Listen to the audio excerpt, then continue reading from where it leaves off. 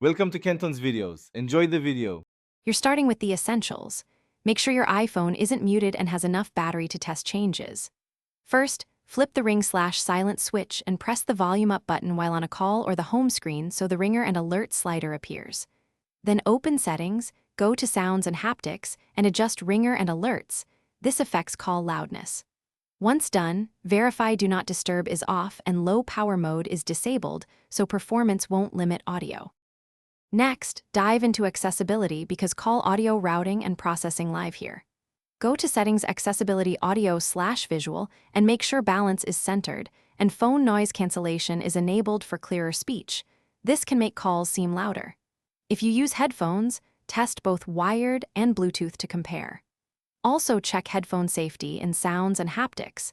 If Reduce Loud Sounds is limiting output, either raise its threshold or finish by rebooting your iPhone to apply audio changes and then place calls to different contacts and on Wi-Fi versus cellular to rule out network compression. If you still hear low volume, reset network settings to clear any routing problems. This won't erase data, but will reset Wi-Fi and Bluetooth. Make sure the speaker mesh is clean, dust can muffle sound, then test again. If the problem remains hardware-related, schedule a service appointment or contact Apple support for a speaker inspection. Thanks for watching. Consider subscribing if we helped you.